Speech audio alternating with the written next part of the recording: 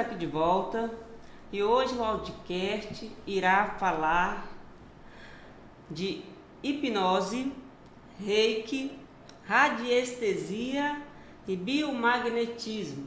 E para isso nós trouxemos o padre Gildenor, que é o nosso padre aqui da Igreja São José do Centro de Timon, uma das primeiras igrejas, ou seja, a primeira, né, padre? Isso. Então a gente vai falar aqui agora com o padre Gildenor e pedir para que ele fale da sua trajetória como padre, da sua vida cotidiana e o que levou o padre Gildenor a se interessar por esses temas tão atuais, que para mim são bem atuais. Isso. Então, é um prazer estar aqui, né, para esse papo, essa conversa. Então, eu sou padre Gildenor, como já foi citado. Tenho 15 anos de padre, né, na Diocese de Caxias. Já passei por 4 paróquias, essa é a minha 4ª paróquia em Timon. E esse mundo holístico, né, ele apareceu em minha vida, claro, a partir de uma necessidade. Né? Eu passei por um momento de ansiedade muito forte, né, já quase depressão. Tive acompanhamentos médicos, né, psiquiátrico, psicológico, mas via que não tinha muito resultado. E então eu parti para esse mundo, né, o mundo das terapias, né, os retiros holísticos, né, e a partir daí então fui começando a me encantar por esse novo mundo. E primeiro apareceu na minha vida um curso chamado Enneagrama, né, que ali eu comecei a descobrir quem de fato sou eu, né, por detrás, né, por dentro. Enneagrama, não? Enneagrama, exato, que nos ajuda a conhecer a nossa essência e a nossa personalidade. Né? Nós nascemos essência e a vida, né, foi nos impondo as cargas, né, os desastres da vida, né, e a gente então ficou só com a personalidade, abafamos a nossa essência e ficamos só com a personalidade. A personalidade não é caráter, mas sim a maneira como eu escolhi agir a partir de uma máscara. Então nós vivemos, todos nós, né, vivemos a partir de uma máscara, e se nós não nos trabalhamos, a gente morre como máscara, né? Tem um psicólogo que diz que nós nascemos originais e temos uma grande chance de morrer como cópia, né? Então precisamos, o autoconhecimento nos dá essa oportunidade de nos conhecer de fato, né? A nossa essência, a nossa personalidade, e conviver com essas duas realidades. A vida inteira a gente vai conviver com ela.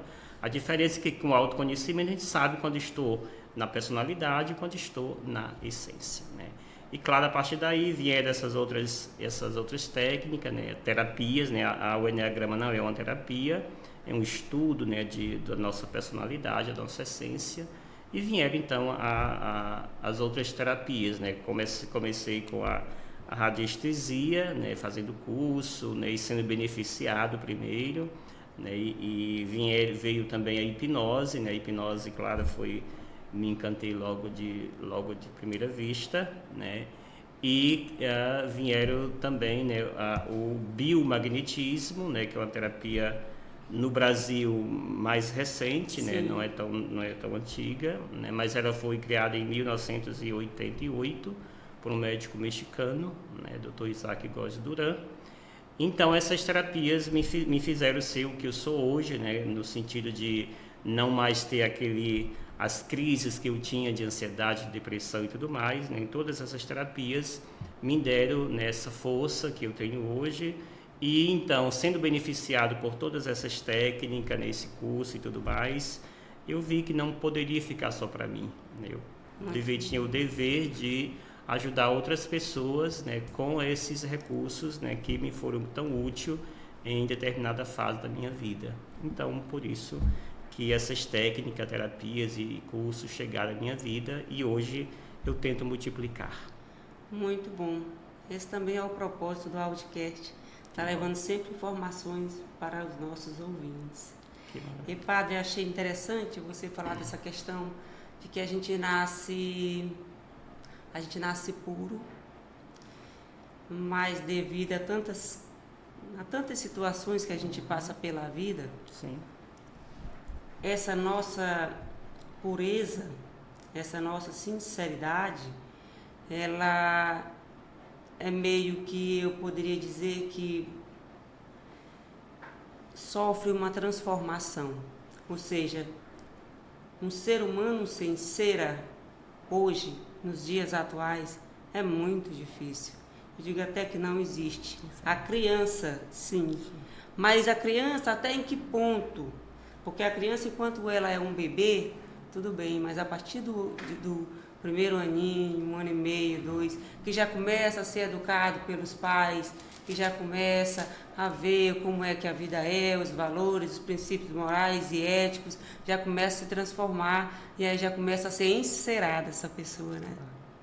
E sim, sim. E hoje, pelo meio que nós vivemos, né, o mundo em que nós estamos inseridos, ele nos faz, né, nos incentiva a, desde muito cedo, vivermos de máscaras, né? Então, nós apresentamos às pessoas aquilo que eu quero que a pessoa veja, né? Então, nós usamos essas máscaras a vida toda e, claro, isso não nos ajuda, né? Porque nós vamos a vida toda empurrando para debaixo do tapete, né? Todas as informações, tudo aquilo que é belo em cada um de nós, vamos escondendo, né? Dentro, por debaixo do tapete, e não encaramos essas realidades. E muitas vezes, né? Claro que isso não é uma generalização do fato, mas muitas doenças hoje emocionais, ansiedade, depressão, começa por essa falta do autoconhecimento, né? Sim, E sim. eu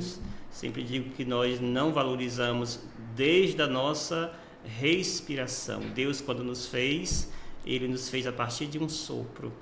Muitos de nós só damos conta que respiramos quando essa respiração nos falta, né?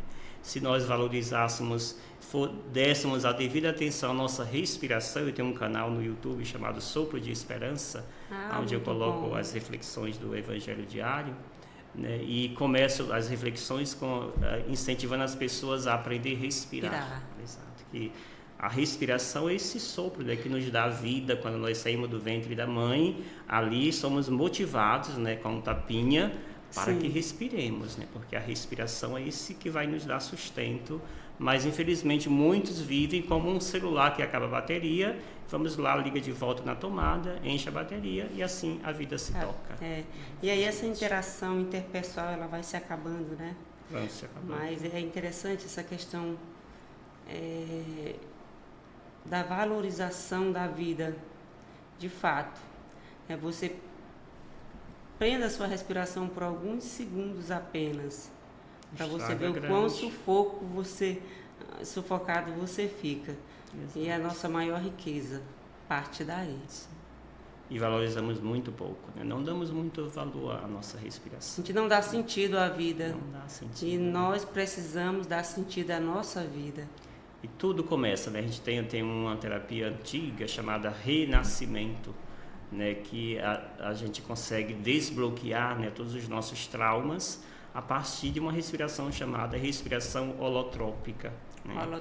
Que é essa respiração que vai desbloquear, né, tudo aquilo que está travando o corpo, o emocional, né, a nossa mente, né? Então, e a respiração é a responsável de destravar, né, esses traumas que nos acompanham ao longo da vida. E Padre Gildenor, o senhor acredita que assim as várias doenças que vêm acontecendo, ela física, ela espiritualmente, ela mentalmente, provém mesmo assim de dificuldades que acontecem no nosso cotidiano, eu digo, com relação a amizades tóxicas, com relação a familiares tóxicos, com relação a lugares tóxicos também. Você acredita que essas doenças elas podem desencadear a partir daí também? O meio, né, ele é muito propício, né, à questão das doenças emocionais e físicas, mas hoje os estudos mostram, né, os estudos psicológicos, né, e neurológicos, que as doenças todas começam na mente. A maneira como eu interpreto, a maneira como eu acolho, a maneira como eu lanço para o meu subconsciente, né? O nosso consciente, que é aquele que está sempre atento, né, em vigília a vida toda, e ele joga as informações no nosso subconsciente, o subconsciente que ele não dorme, Sim. Também não questiona, do jeito que chega ele recebe, e recebe como se fosse um fato que está acontecendo agora, né? Então, mesmo que eu receba algo de 10 anos, 20 anos atrás, que eu me lembre daquilo e trago aquilo de maneira positiva ou negativa, o meu subconsciente vai receber como se fosse algo real, né, que está acontecendo agora. Claro, o ambiente ele contribui muito, né, para a questão das doenças, mas também eu diria que a maneira como nós interpretamos, né, como se chega essa doença em nós, ela também conta demais, né? Conta muito. Eu acho interessante o senhor falar, o senhor, eu digo um homem de Deus porque conhece toda a Bíblia, é padre. Às vezes a gente fica muito surpreso quando a gente vê uma pessoa que ela tem propriedade da palavra, ela entrar numa depressão. Como acontece com o padre Fábio de Mello, como aconteceu com o padre também que ele... Marcelo Rossi. Sim. E a gente fica se perguntando, gente, são pessoas que estão ali são ligados a Deus, sabe o poder da palavra, mas como é que essas pessoas são seres humanos? Sim. São seres humanos. Sim. E essa relação, né, do nosso consciente, racional, com o nosso subconsciente, se não há um gerenciamento, nós muitas vezes sabemos muito bem de retórica, sabemos muito bem dos textos bíblicos, mas muito pouco sabemos da nossa humanidade, né? Como é que devemos lidar com nessa relação mente racional com mente inconsciente ou subconsciente, de acordo com o autor, né? Então, se nós não temos esse traquejo, então nós nos adoecemos cada dia, né? Inconscientemente, né? As doenças, a maioria delas se dão de maneira inconsciente. Quando você se dá conta, o estrago já está feito, né? Já não tem o que fazer para evitar aquela doença que já está instalada, né? Porque se não temos esse traquejo, né, com o que pensamos, como pensamos, né, o que de fato enviar para o meu subconsciente, então a gente de fato adoece, né? E quem vai nos ajudar a isso é justamente o autoconhecimento. Que vai nos dar essa clareza. De si. Exatamente. Sim, é importante demais. Padre Gildenor, me diga o que é e o que faz a hipnose. Então, a hipnose é uma ciência, né, muito antiga, desde quando existe gente, existe a hipnose, né? Claro, em muitos países ela se desenvolveu mais do que em outros. No Brasil, por muito tempo, a hipnose foi proibida. Aqui no Brasil? Aqui no Brasil, por muitos e muitos séculos, né? Desde Marechal Deodoro da Fonseca, né? 1890, né? Foi a primeira lei que foi criada por Marechal proibindo a hipnose no sentido de uso popular, né? Ficou restrito ao campo médico, né? Muito depois, né? Em 1961, né, com o governo de Jânio Quadros, né? Então ele novamente reforçou essa proibição da hipnose. Somente em 1990, no governo Collor, né, é que a hipnose no Brasil, né, novamente sai desse campo restrito da medicina, dos dentistas, que era muito usado para a questão, quando não tinha muito a questão da anestesia, né? Então se usava a hipnose para essa finalidade. No mundo, né, a hipnose hoje é muito mais conhecida, né, dentro de uma linha mais direta e uma linha indireta, nós chamamos dentro do estado direto e estado indireto.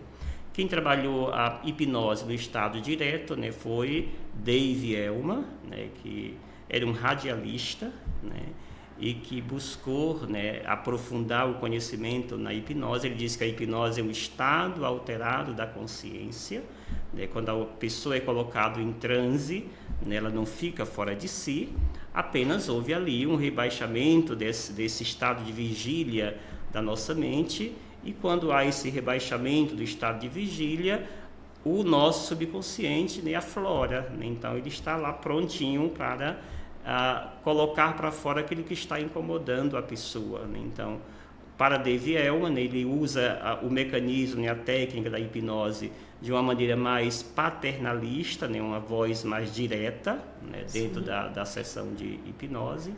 Um outro campo da hipnose, né, que também é muito trabalhado hoje, né, que foi desenvolvido por Milton Erickson, né, que Milton Erickson ele usa a hipnose não numa linguagem paterna, né, de uma linguagem mais direta, mas de uma linguagem mais maternal, né, onde ele usa a hipnose a partir de histórias para a pessoa.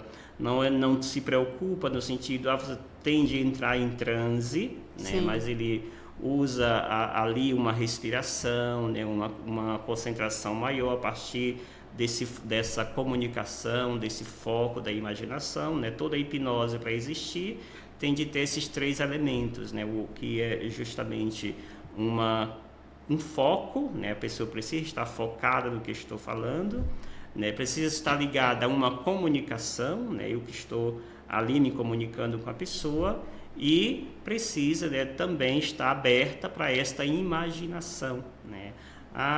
Aldeneide, imagine que você está neste momento em uma praia, sinta a areia da praia, sinta as ondas tocando nos seus pés.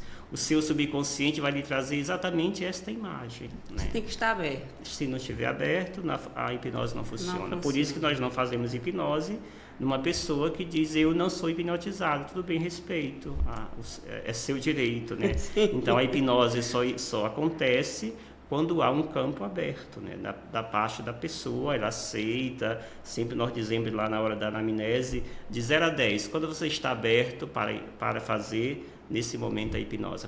A pessoa disser 10, a gente vai agora fazer. Se disser 7, 8, então a gente conversa, faz lá alguma coisa, né, alguma conversa, alguma história, mas a hipnose em si ali não flui, né, porque a pessoa precisa estar aberto nesse sentido. Eu estaria certa se eu dissesse que o pai da hipnose é Freud? Se a hipnose iniciou com Freud, ou Freud explica a hipnose? Não foi Freud, né? Freud, ele no início de sua vida, né, ele buscou a hipnose como um recurso, né? Ele viu que ele não tinha muita queda para a hipnose, né? Ele tentou hipnotizar, os estudos dizem que ele demorava muito para conseguir colocar uma pessoa em transe, muitas vezes nem conseguia colocar a pessoa em transe. Ele usava aquele pêndulo, né? O pêndulo, exatamente. Então, mas ele não conseguiu, né, digamos, deslanchar com a hipnose. Tanto que depois, né, ele vendo que não tinha campo no mundo da hipnose para ele então começa, né, o estudo da psicanálise, exatamente, é onde ele vai, claro, ali é o mundo dele. Que ele é o pai da psicanálise, né? Exatamente. Né? Mas nós dizemos que a hipnose, né, ela começa a ser desenvolvida dentro do mundo ocidental, do mundo oriental. Dave Elman é um dos nomes muito presente, Milton Erickson, mas sabendo, né, que eles são aqueles que desenvolvem, né, que vão desenvolver a hipnose, mas temos muitos outros autores franceses, né, egípcios, né, que vão desenvolver. No Egito nós tínhamos, né, as salas do sono, por exemplo, né, onde se colocava a pessoa numa espécie de um sono restaurador, e ali se havia cura, né, da época dos faraós, né, dos egípcios, né, e tudo mais. Então, claro, ela é muito anterior, né, a Freud, né, a hipnose. Muito anterior. Agora, interessante que ele não, também, assim, pelo pouco que eu li sobre o Freud, eu também gosto muito de Freud, né? Sim. Diz que ele não obteve tanto sucesso porque o resultado para ele era efêmero.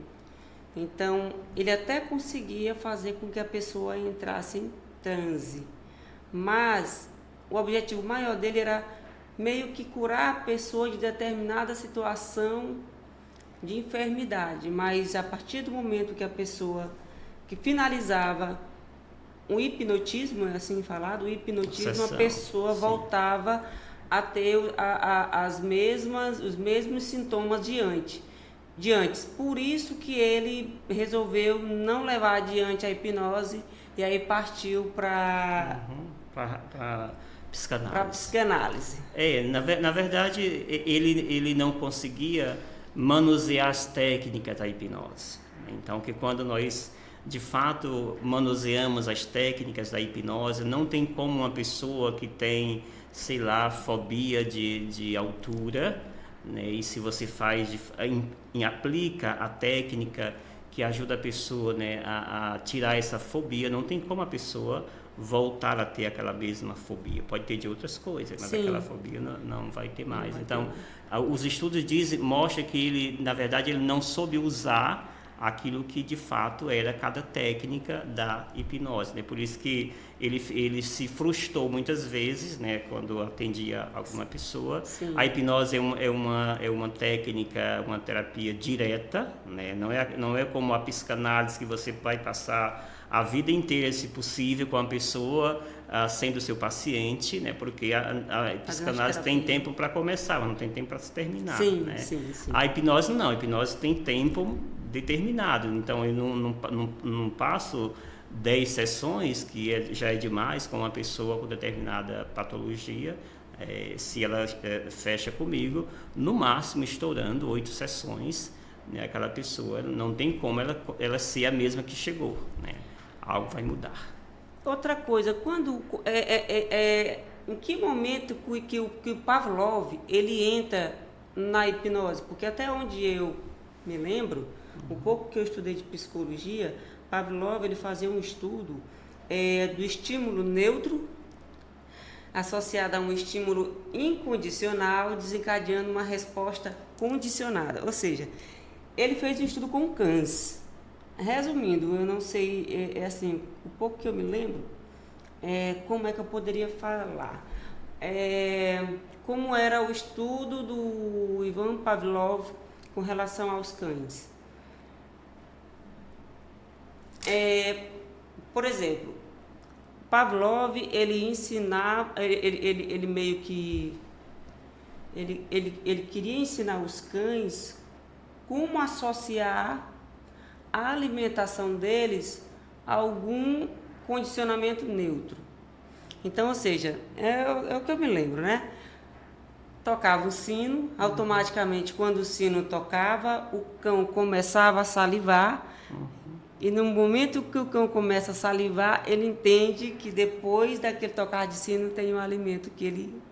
Não é isso? Sim. Aí como é que ele entra na hipnose, o Pavlov? Na verdade, não existe, né, estudo onde mostre Pavlov, né, de fato exercendo a técnica da hipnose, né? Justamente porque o estudo que ele fez, né, com os cães, por exemplo, não tem ligação com a hipnose, né? Que a hipnose, o objetivo não é, digamos, adestrar a pessoa, né? O objetivo da hipnose é ir na raiz do problema, né? A hipnose, o objetivo dela não é tratar sintomas, né?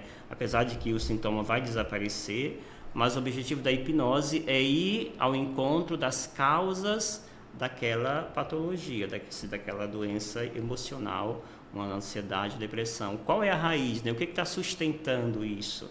Então, a preocupação do hipnotista é ir saber, né? Claro, quem faz isso não sou eu enquanto hipnólogo, quem faz isso é a pessoa, né? Na hipnose nós dizemos que o hipnotista é na imagem de um carro e o motorista, para chegar na sua casa aqui, eu precisei você me mandasse o GPS para que então eu seguisse lá os comandos do GPS. Então, digamos, na imagem de um carro tem lá o motorista, ele não sabe o lugar, o destino onde deseja chegar, então ele pode pegar ou alguém que saiba o caminho, e esse alguém pode ir ali do lado dele e vai orientando para que ele possa seguir as coordenadas, ou o GPS, né, nesse sentido. Dentro da sessão de hipnose, o hipnólogo é como se fosse o GPS ou a pessoa que sabe do caminho que vai orientar a pessoa. O objetivo de quem está ali sendo hipnotizado, né, está em transe, é ele que vai fazer a hipnose. Né? É ele que vai fazer todo o processo. Né? Eu vou somente indicar, orientar o que essa pessoa tem de fazer. Sim. Se ela está aberta, ela então vai fazer o processo. Então, não temos essa ligação, né, com o autor citado, porque o objetivo é distinto, diferente. Né? Enquanto a hipnose, ela vai buscar as causas, né, da que está causando aquela dor, aquele trauma, né, aquela paralisação da pessoa, vai buscar a raiz, né, o que está acontecendo. E encontrando essa raiz, eu vou ali ressignificar, né, aquilo que está traumatizando a pessoa ou paralisando a pessoa. Sim. Então, esse é o objetivo. A hipnoterapia, ela vai no subconsciente ou no inconsciente? Então, esse subconsciente e inconsciente é a mesma coisa. Só autores, né, que vão, dependendo do autor, né, Freud vai mais no inconsciente, né, a questão do inconsciente. Outros autores vão falar subconsciente, mas é sempre a mesma, que não é um lugar na mente. Nós vamos aqui desvendar a nossa mente, tem um lugar que nós chamamos subconsciente, né? Sim. Mas é um estado, né, que a pessoa acessa, né, que nós chamamos isso de subconsciente, que é onde estão ali, né, segundo os estudos, as memórias, né, alojadas, guardadas, essas memórias, e elas chegam lá. O subconsciente, ele não tem essa coisa do questionar, né, do saber o que é certo, o que é errado, é branco, é preto. Ele só recebe, e ele recebe como se fosse fato, né, uma Sim. realidade, né? Então, se eu vejo um cachorro, né, e eu sinto medo desse cachorro, o subconsciente vai interpretar isso de fato como esse medo, ele vai já fazer com que o corpo reaja, né? Então, o corpo vai ter as reações que são os comandos, né, do nosso subconsciente, que vai dar esses comandos para o corpo, né? Tem pessoas que às vezes em estado de ansiedade ou depressão desmaia, por exemplo, né? Então, ali foi o subconsciente deu lá esse acionamento e o corpo reagiu, né? Então, aí acontece isto. Mas, padre, a hipnose, ela pode curar a ansiedade e a depressão? Então, nós no Brasil não usamos a palavra cura, né? Sim. Até pela questão da legislação, né, que não permite. Nós usamos a expressão tratamento, né? Então, sem sombra de dúvida, né, a hipnose, ela ajuda 99%, digamos, no tratamento de ansiedade, de depressão, e sou testemunha viva, né, o quanto a hipnose me ajudou e o quanto eu ajudo hoje, né, pessoas com ansiedade e depressão, né. A gente vê, né, que a psicologia, né, as medicações passadas pelo psiquiatra são muito eficazes, mas o que faz um medicamento, né, que o psiquiatra passa? Ele vai amenizar aquela força daquela ansiedade, Sim. daquela depressão, mas não vai tratar aquilo, né? O que faz uma terapia? Exatamente isso. O que faz uma terapia da hipnose, por exemplo? Ela vai atrás daquilo que está causando essa ansiedade, a raiz, né? Essa hipnose, e vamos ressignificar. Claro, só é possível, né, um tratamento de uma ansiedade, de uma depressão, se há essa abertura da parte da pessoa que está em busca, né, desse tratamento. Só vontade minha, enquanto hipnólogo, não vai resolver. Precisa estar essa pessoa aberta, desejosa, né? Já tem muitos casos que eu já acompanhei e que hoje estão bem, né? Pessoas que querem se suicidar, Sim. adolescente que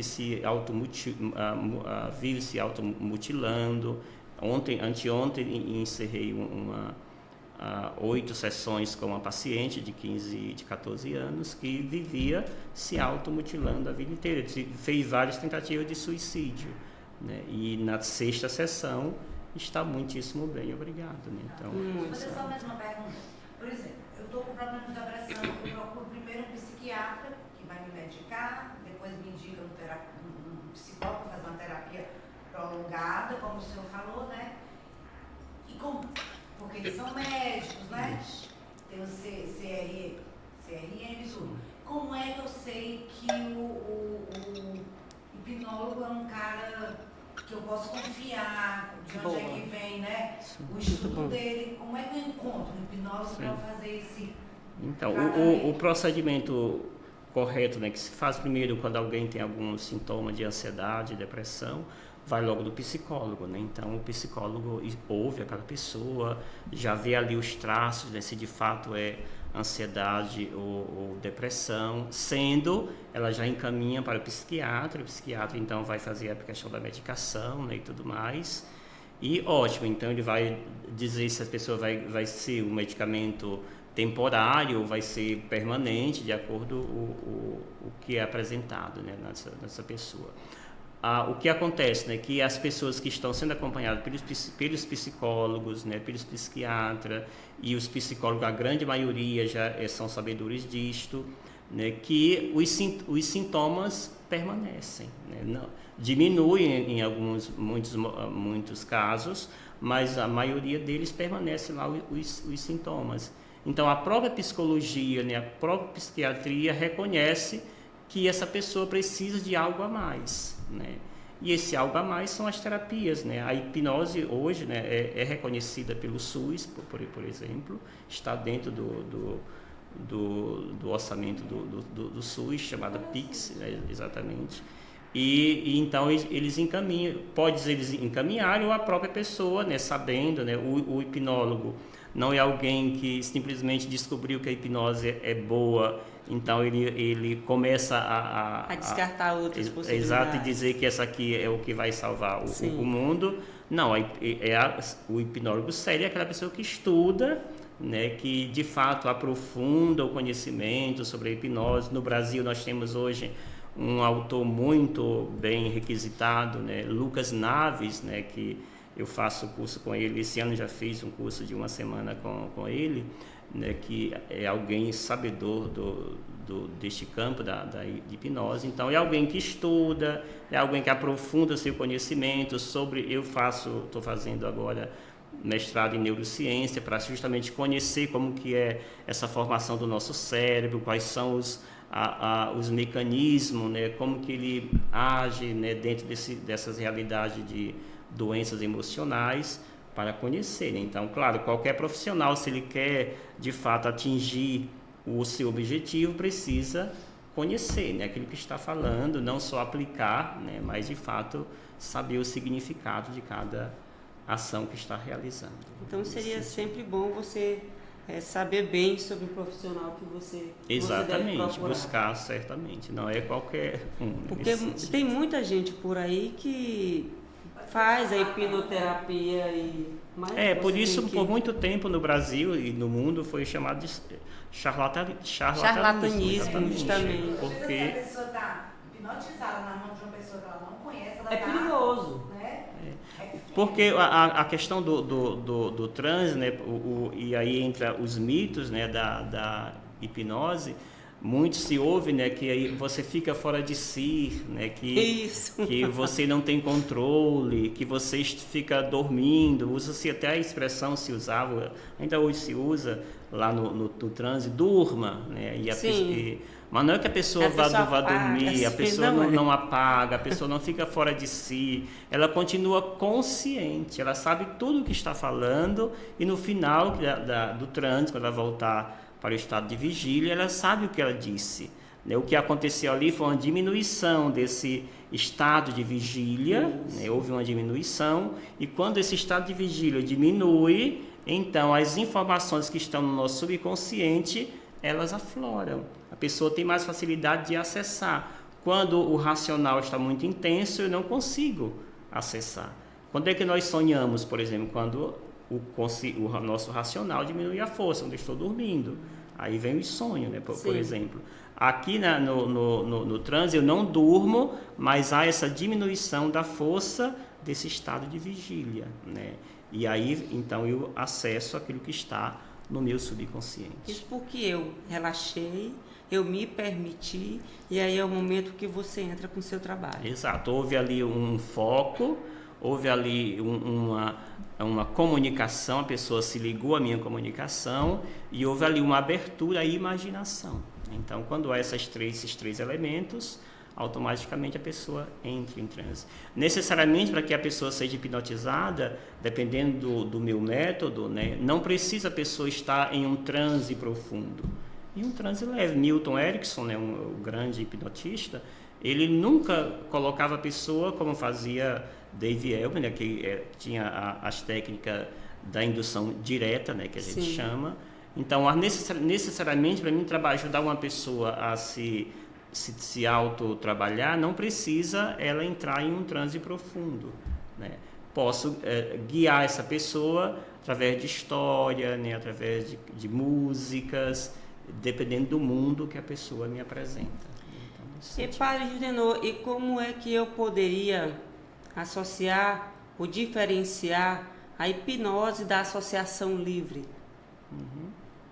Então, a hipnose está muito voltada nessa questão das técnicas, né? Seja o estado direto, seja o estado indireto, né? Aqui Milton Erickson e o Dave Elman, né? Que vai estar nesse estado direto. A associação livre, né? Também está ligada à questão da hipnose, né? Nesse sentido. Só que é uma metodologia, digamos, mais holística, mais aberta, que deixa a pessoa mais à vontade, necessariamente não está ligada a um método em si, mas é ali um conjunto de métodos. Orientado, direcionado? Direcionado, exatamente, que não está necessariamente fechado, né? Vamos usar aqui a técnica de Milton Erickson, então é só Milton Erickson, né? É só a questão do estado direto. Agora vamos usar só a questão do Dave Elman, então só o estado direto e indireto, né? Então, a associação livre está mais, como diz a própria palavra, está mais aberto, né, para outros campos, né? Que, por exemplo, dentro da associação livre, posso usar as técnicas lá do Renascimento, posso usar as técnicas do Reiki, posso usar as técnicas da radiestesia. Então, é algo mais abrangente. Abrangente, bom. Aqui no Audiocast, costumamos fazer algumas perguntas falando sobre mitos, verdades e curiosidade. Então, eu vou perguntar para você, Sim. Quando a gente fala em hipnose, o que vem primeiro, ciência ou truque de mágica? Isso. Então, pela questão da efervescência dos meios de comunicação, da internet, né, e tudo mais, então se visualizou muito, né, teve muito acesso à questão da internet, ou da hipnose chamada hipnose clássica, que é essa hipnose da mágica, né, do lúdico, né, do palco, né, e tudo mais. Comer uma cebola achando que é uma maçã, né, o tipo mais clássico, né? Então, claro que vem primeiro essas ideias. Quando a pessoa chega para fazer uma consulta comigo, primeiro eu pergunto para ela: o que você sabe de hipnose, né? E geralmente vem primeiro essas ideias, né, aquilo que nós dizemos do que não é hipnose, né? Sim. Hipnose não é truque, hipnose não é mágica, não é mágica, né? não é mágica.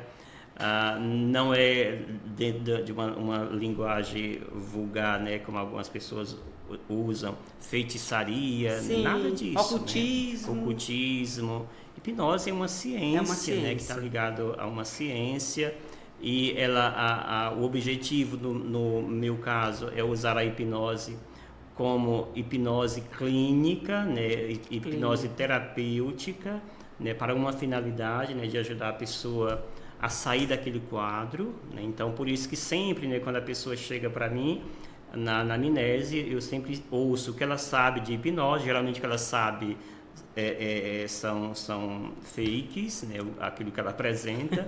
E eu apresento para a pessoa o que é a hipnose de fato, né, dentro desse campo da ciência, e da questão terapêutica, né? Então, me diga uma coisa, você já falou que a hipnose ela ajuda na depressão, ela ajuda na ansiedade, ela ajuda também nas fobias, ajuda nos vícios como tabagismo, obesidade, distúrbio do sono também? Sim, sim. Então, A finalidade dela é justamente essa, né? Ajudar dores a pessoa, crônicas também. dores crônicas. O objetivo da hipnose não é tirar a dor, né? A pessoa chegou lá, desculpa, hoje está muito evidente a questão da fibromialgia, Sim. né? Que são as dores musculares muito intenso, né? Nesse sentido. E que a ciência não consegue não explicar. tem conseguido. Para fazer o diagnóstico de uma fibromialgia é anos. Né, para a pessoa conseguir fazer um diagnóstico. Então, a hipnose, o que ela faz? Ela ajuda a pessoa a se dissociar dessas dores. Né? Ela pode continuar com as dores, mas ela não vai mais estar tão ligada, focada naquela dor. Então, se a pessoa chega com um quadro de fibromialgia muito intenso, então o primeiro trabalho que a gente vai fazer é ajudar a pessoa a se dissociar dessas dores. Né? Então, pelo menos por alguns instantes, alguns momentos, ela vai estar livre daquelas dores. Muitas vezes essa dissociação ela permanece. Permanece? Dependendo da técnica que você usa com ela. Porque você vai ali fazer uma ressignificação para o subconsciente da pessoa. Então, quando eu ressignifico o meu subconsciente, o subconsciente não entende de futuro e de passado, só do presente. Né? Então, eu vou viver no presente. Então, a pessoa não vai mais ter aquele acesso àquelas dores intensas que é própria da fibromialgia, né? Mas ela vai conseguir conviver com aquela realidade sem que essa realidade a escravize como antes, né? Com dores muito intensas. Da mesma forma, as fobias, né? As fobias, de fato, né? A pessoa, se ela, dependendo da fobia, de que seja essa fobia e do aprofundamento ou não dessa fobia, a pessoa se livra definitivamente. Bom, com pouquíssimas sessões, né? Ajuda aquela unhas, né? Pessoa que roia muita unha. Pessoas que têm medo de barata. Tem uns gatilhos que a gente tem que a gente não sabe de onde vem. Exatamente. Porque aí geralmente tá são informações que a pessoa lá na sua infância, né? E agora isso é acionado na vida adulta. Então, por isso que esse retorno à nossa criança é fundamental. Né? Mas é necessário também ter coragem, não é? Sem dúvida. Para você acessar o que está no subconsciente, que é o que realmente você não quer mais nem lembrar, você não quer saber. Por isso, né, justamente que precisa essa abertura da pessoa. Se não tem essa abertura... Não tem como vocês entrarem nesse feito. campo. A gente respeita a pessoa, indica outros profissionais com outras técnicas, mas pelo caminho da hipnose não é possível se não tem essa abertura. Se não tem abertura. Da pessoa. Todo mundo já viu hipnose em filme. Uhum. Mas o que tem de verdade e o que é pura ficção?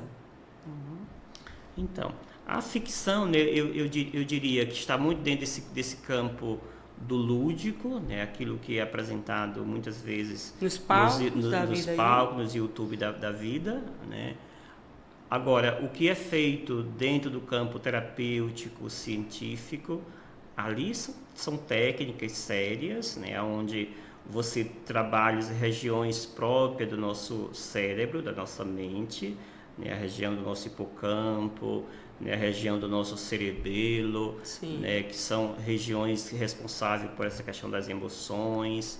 Né? Então, a gente vai trabalhar essas regiões do nosso cérebro, que quando eu trabalho essas regiões do cérebro, automaticamente eu vou ajudar aquela pessoa a sair daquele quadro que ela chegou. Então, não é um trabalho de aventureiro, né? Mas quando eu aplico uma técnica de hipnose na pessoa, eu preciso saber, né, em que região do cérebro da pessoa está atuando. Né? Quando eu coloco a pessoa em transe, aonde que está atuando no seu cérebro? Né? O que aconteceu ali? Houve uma diminuição do estado de vigília, né, e um aumento, então, dessa capacidade do subconsciente de liberar o que está lá. Né? Então, por isso que a pessoa ela consegue ter essa facilidade. Algumas pessoas mais, outras menos. Tem pessoas que têm mais facilidade de visualizar, né? Visualize agora uma praia. Pessoa que tem mais facilidade de visualizar. Outras pessoas têm dificuldade de visualizar,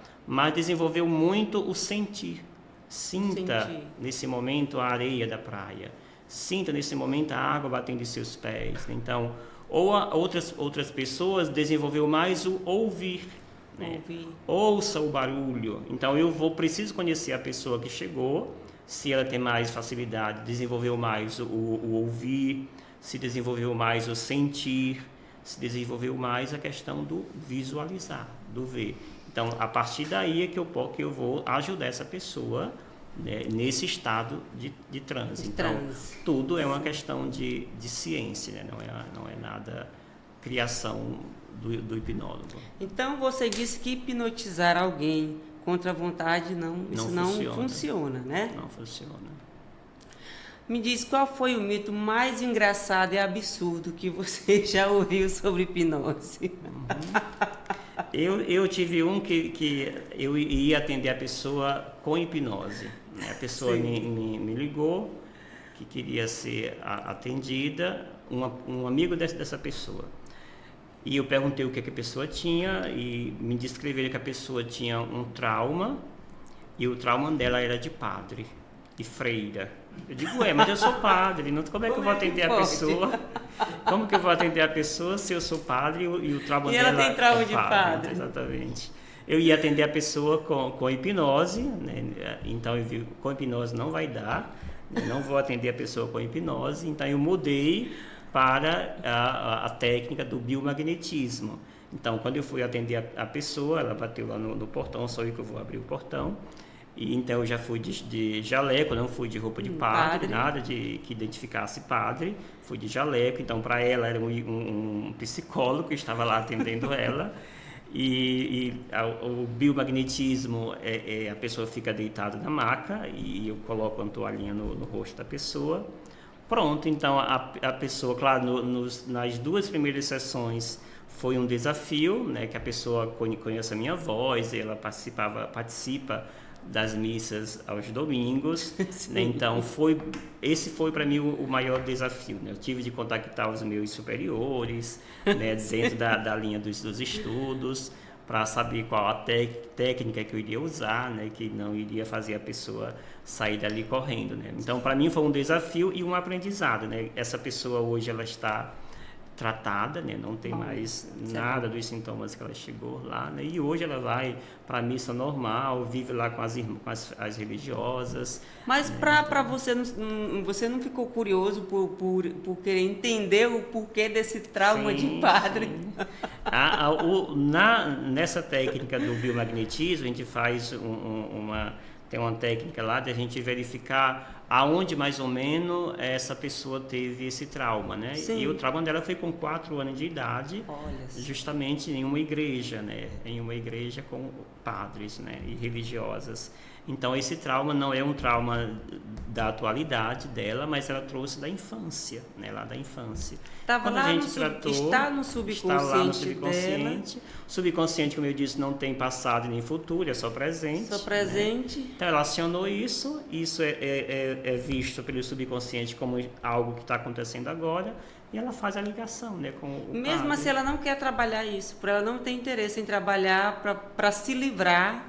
Então ela só consegue se livrar quando há essa abertura da parte dela. Se não houver, não tem como. Nesse caso dela, eu não trabalhei com hipnose, trabalhei com o biomagnetismo, mas que foi muitíssimo eficaz também, né? Muito eficiente. Uma pergunta engraçada: dá para usar hipnose para parar de roer unhas? Sim. Ou esquecer de um ex? Sim. É só mudar, no caso de roer unha, né? Vamos mudar o que essa pessoa, né, está buscando com roer unha, né? Qual é o prazer que ela sente ali.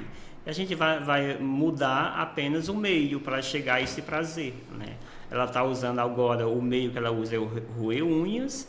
Então, na hipnose eu vou mudar esse prazer, esse meio de chegar ao prazer dela, através das técnicas. A gente já tem uma técnica chamada switch, né, dentro da hipnose, que é só uma sessão já... São muitas técnicas, né, Padre? São muitas técnicas, exatamente. E me diga uma coisa, uma pessoa que tem um relacionamento abusivo com o companheiro, a hipnose também ajuda, não? Ajuda. Dentro desse parâmetro da abertura Da da pessoa, abertura. essa pessoa. E para mim, que sou padre, se torna bem mais fácil para as pessoas que têm esse estereótipo da confiança, né? Sim, Da confiança sim, sim. do confessionário, né? Então as pessoas me procuram bastante por esse motivo, né? Não só se tem um hipnólogo, né, que não seja padre e tudo mais, há essa resistência para essa abertura, né? Sim. Já para nós padres tem essa facilidade maior, né, das pessoas se abrirem. E se tem essa abertura da parte dela, funciona perfeitamente. E aquele medo? Vou contar segredos sem querer, se for hipnotizado. Pois é. Acontece. Você não conta segredo. Você Não conta os seus segredos? Vai continuar com os seus segredos guardados, porque você só vai contar de fato aquilo que está causando aquele trauma, né, na pessoa. Então ela não acessa nada que esteja fora desse script do trauma, né? Isso é bom a gente esclarecer. Que às vezes a pessoa pensa que porque está hipnotizada vai começar a sair falando coisas e, Sim, meu não, Deus, o não, que foi não. que eu falei quando eu acordar? Sim, Então, não. Porque a pessoa está consciente, né? Não está dormindo, não está fora de si, né? Ela está sabendo o que está falando para o hipnotista, então ela está no controle. O tempo todo ela está no controle. muito bom. O tempo todo. Tem gente que dorme na sessão ou é só um relaxamento profundo? Então, a gente usa a expressão durma, né? Mas não é uma expressão literária, né? É apenas lá no início, né, dos estudos sobre a hipnose, Hipnos, né, que é o deus do sono. Então se achava, né, lá no início de que de fato a pessoa dormia, né? Também lá pelo aquele mito, né, da questão do sono dos egípcios, né, das salas do sono, né, e tudo mais. Mas a pessoa não dorme, né? Primeiro que se a pessoa dormir, ela não vai responder o hipnólogo, né? Então, a pessoa está lá em um transe, né? Dependendo do nível desse transe, se é um nível leve, se é um nível mais profundo, né? Então, a gente vai, de acordo com o trauma que a pessoa nos traz, a gente sabe se essa pessoa precisa de um trauma mais leve ou um trauma mais profundo. Então, e a gente vai ver, né, na parte da anamnese, tem uma parte chamada pré-talk, né, que a gente saber se a pessoa responde aos meus comandos, né? Sim. Então eu já sei, se eu olho para você, temos lá as nossas técnicas de hipnólogo, que eu sei se você é alguém que está aberta a ser hipnotizada ou não, né? De acordo com os seus olhos, né? De acordo com a sua maneira de se comportar fisicamente, me diz se você está ou não aberta, está ou não aberta a ser hipnotizada. Então eu só entro aonde eu percebo que tem terreno, né? Então, se tem aqui uma fila de pessoas, de 10 pessoas, e chega o hipnotista, ele faz lá as suas técnicas, ele vai ver desses 10 quem é que está suscetível ou não à hipnose. Os 10 não estarão, né? Sim. Ele vai eleger, né, de acordo com o que ele viu, quem que está suscetível a essa hipnose, né, a hipnotizar. E crianças, elas entram num clima ou é mais difícil de hipnotizar? Então, criança é belíssimo, né? A hipnose com criança.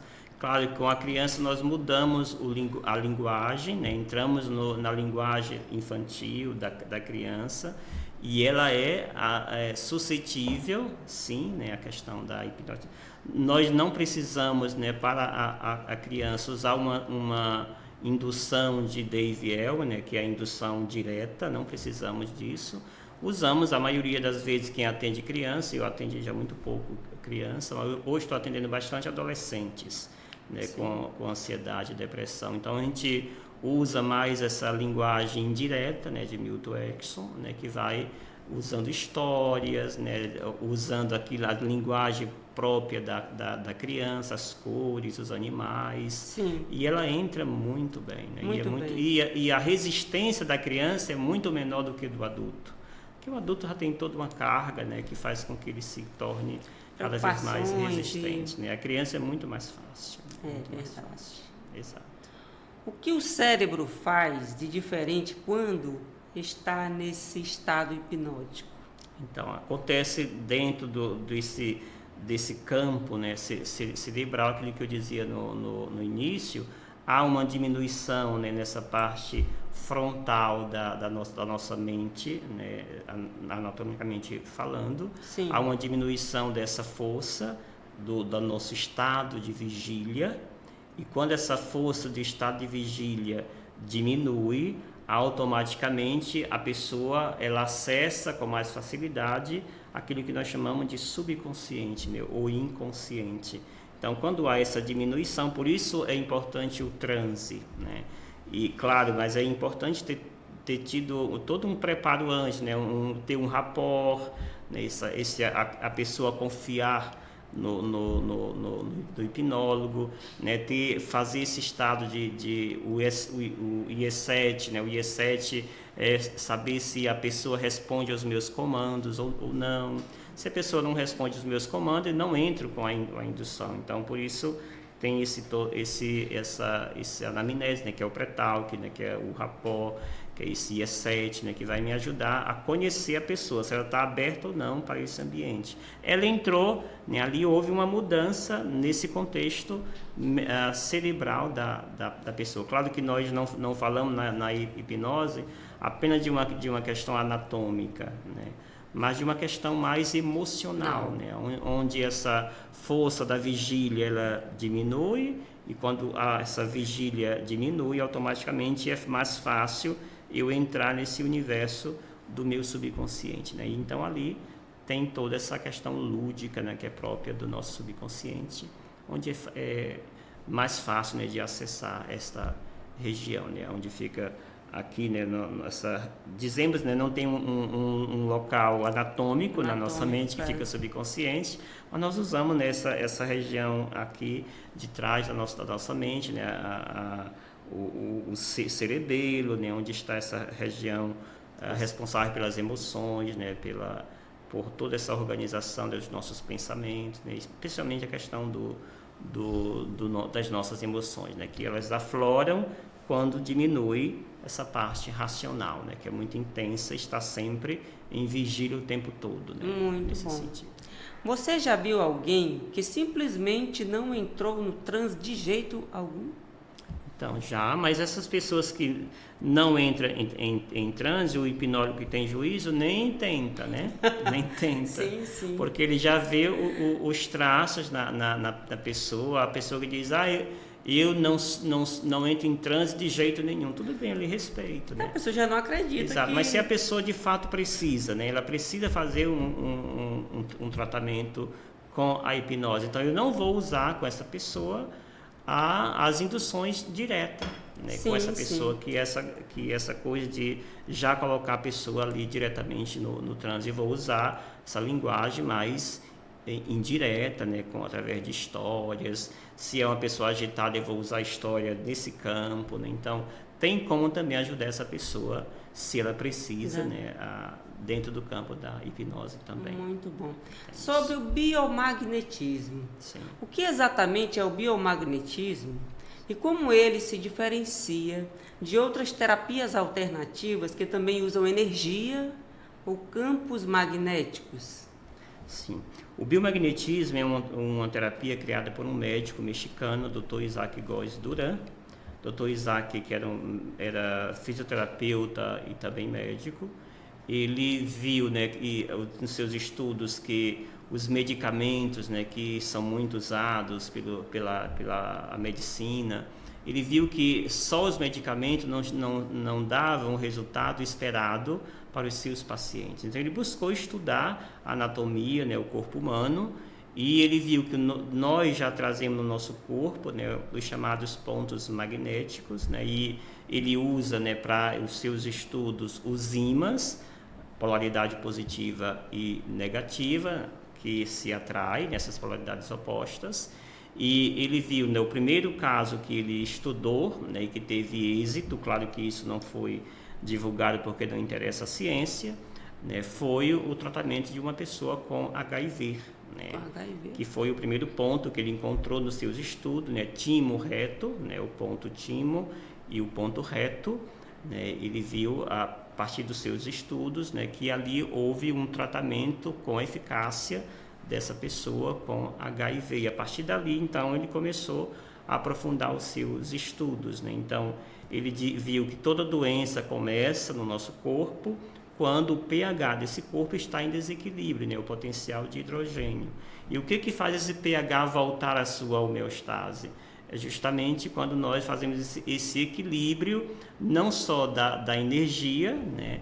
Mas desta homeostase que se dá por essa energia negativa e positiva dos polos, né?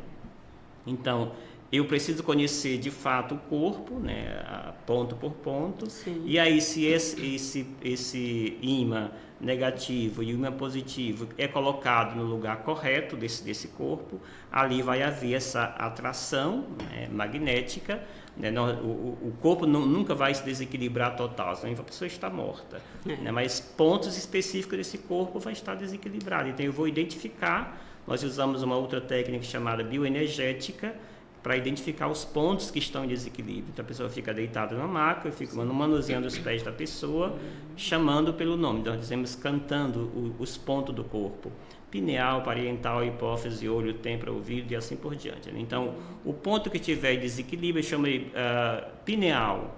Se a pineal tiver em desequilíbrio, a perna direita da pessoa vai um pouquinho para frente, né? E aí eu vou lá, coloco o ímã na pineal, a perna volta ao normal.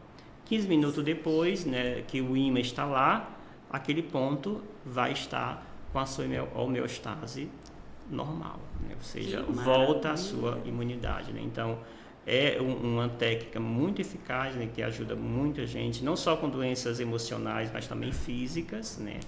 Pessoas com câncer, outras doenças, claro, e nós também não usamos essa expressão cura, mas se ajuda a pessoa, por exemplo, se a pessoa está com câncer, tomando a quimioterapia, a rádio, né, e tudo mais. Então, ela fazendo o biomagnetismo vai fazer com que ela não tenha tanto os sintomas colaterais. Colaterais. Né? Os efeitos colaterais, exato. Porque vai dar àquele corpo o mínimo possível de imunidade que aquele corpo precisa, né? Sim, então, sim. é uma técnica muito eficiente, eu uso bastante, né? E quais são as principais condições de saúde em que o biomagnetismo tem mostrado resultados mais evidentes?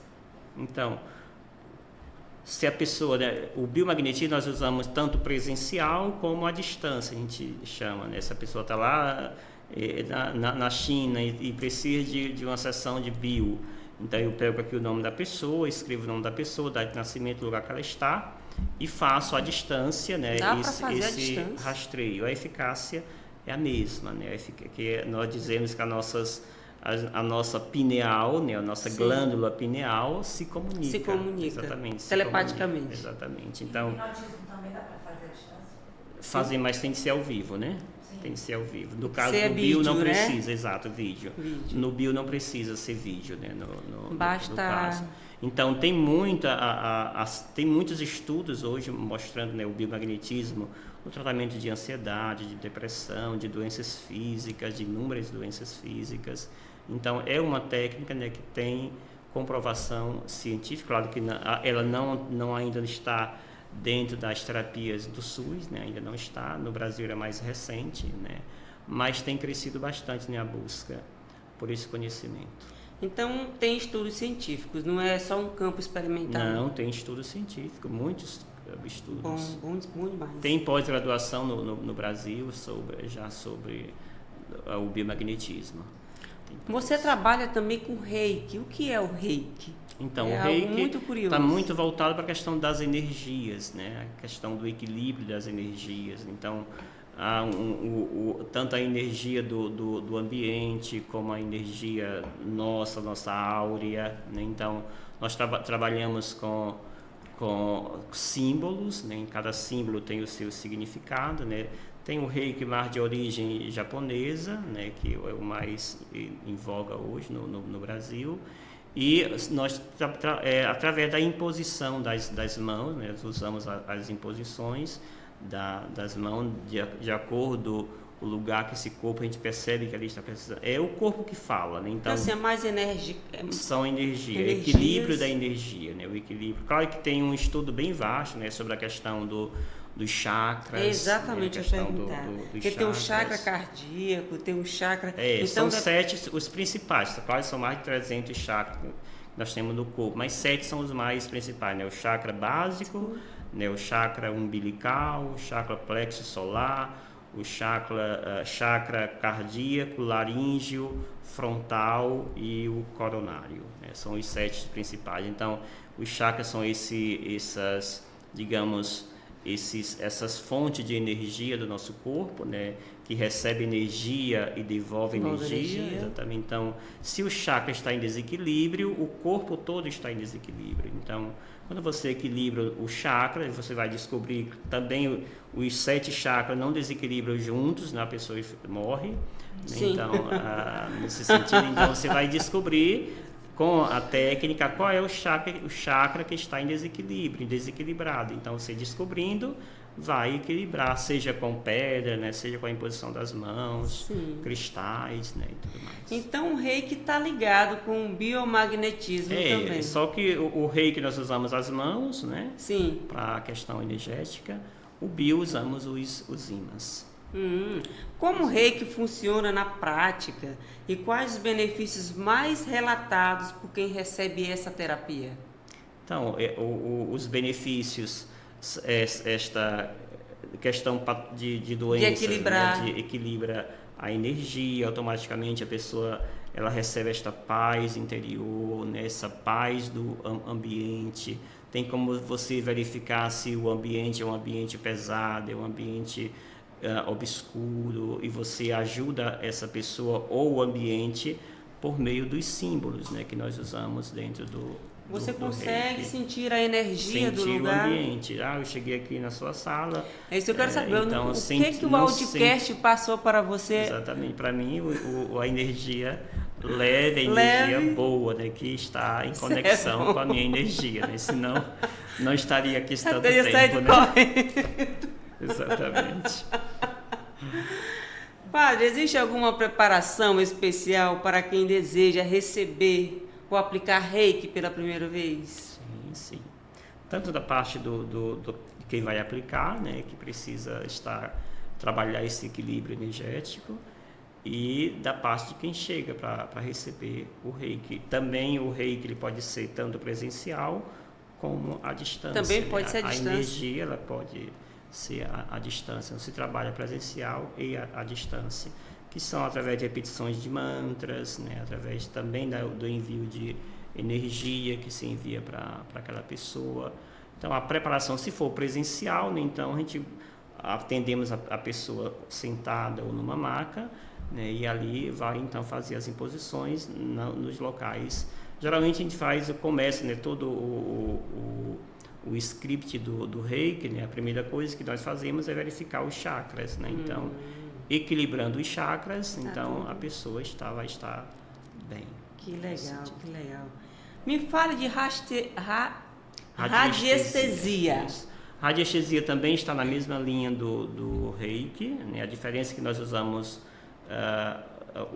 instrumentos, né, para o reiki, a radiestesia, que nós usamos muito o pêndulo. O pêndulo para e tem a varinha também, né? Usamos a varinha também. De acordo o campo de estudo do radiestesista.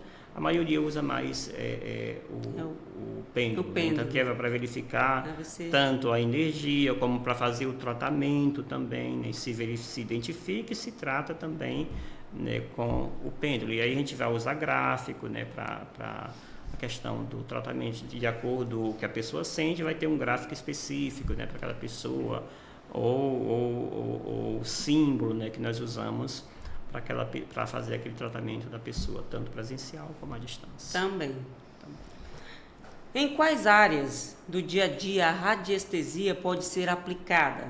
Saúde, espiritualidade, tomada de decisões também? Sim.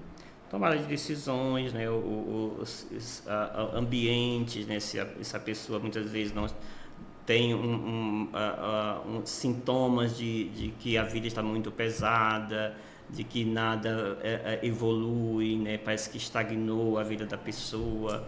Então tem muito a ver com essa questão energética, né? Então ajudar as pessoas também, né, dentro dessa passagem para a vida junto de Deus. Sim. Então tem modalidade de ajudar as pessoas, né, a sair desse campo físico, né, e aceitar o campo material. Muitas vezes há essa dificuldade, né? A radiestesia ela verifica, né, como que a pessoa está nessa passagem, né? Se a pessoa de fato já fez esse desligamento, né, do campo físico, ou se a pessoa continua no campo físico, né? E a radiestesia tem mecanismo de ajudar essa pessoa a fazer a passagem para a luz, né, para a grande luz. Para finalizar o nosso audiocast, como diferenciar a prática da radiestesia de crenças ou até mesmo do simples acaso? Então, como dizia a respeito da hipnose, né, a radiestesia também é um campo científico, né, especialmente a física, né, e está muito a quântica, né, está muito ligado a essa ciência. Então não é nada de uma invenção, uma criação, algo astrológico, né, simplesmente nada a ver com a questão da astrologia, né. É uma ciência, né, está baseado no estudo da quântica, no estudo da física, né? Então tem todo um embasamento que faz com que o nosso cérebro envie ondas, né, para o meu braço, que o meu braço é o pêndulo de verdade, o pêndulozinho que aparece é a extensão desse pêndulo que é o meu braço, né? Então os comandos eles vão vir dessas ondas, né, que vem da minha mente, que ali vai acertar aqui lá, você vai descobrir se aqui tem água, se não tem água nesse subsolo, né? Vai descobrir aonde está a aliança que eu perdi, né? Então ajuda nesse sentido, né? Isso por um campo quântico, né? Está dentro do campo quântico. Eu achei incrível o nosso bate-papo, uma vez que o padre, além dele ser uma pessoa totalmente voltada para a igreja, para a Bíblia, mas também está ligado ao campo espiritual. Sim. Não é isso? Nenhuma técnica, né, funciona sem a espiritualidade, né? A espiritualidade que vai dar sustento, né, a tudo isso. Mesmo não sendo só espiritualidade, né? Mas é o que vai dar sustento. Mas é o que dá sustento. Que vai dar sustento. O que o padre falaria sobre o olho grego? Então, eu digo sempre, né, toda ciência, né, ela vem para somar. O que nós vamos mudar na busca do conhecimento são apenas os ritos, né? A Igreja Católica, por exemplo, tem o seu rito, e esse rito me faz chegar na nossa fé a Deus, né? A mitologia, seja ela grega, outras mitologias, ou as diversas manifestações religiosas, elas também chegam a Deus, ao transcendente, né? A sua paz interior. O que vai mudar são apenas os ritos, né? Então não é o olho grego, né, que vai dizer isso aqui é o meu Deus, né? Mas isso aqui pode ser um rito que eu acredito, e que esse rito vai me levar a essa essência que eu estou buscando, né?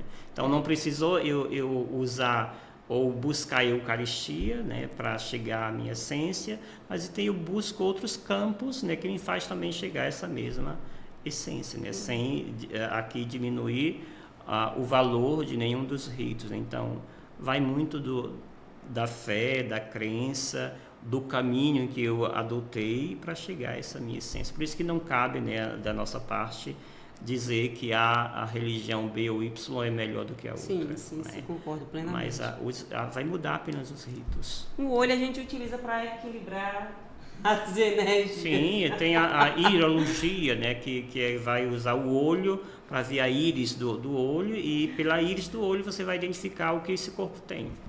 Né? Tem uma técnica chamada que vai usar o olho, né, para isso. Audiocast, gratidão total ao Padre Gil Denot. Eu agradeço a oportunidade pela sua colaboração. Aqui. Eu que agradeço. E eu gostaria de brindar a esse grande dia. Muito bem.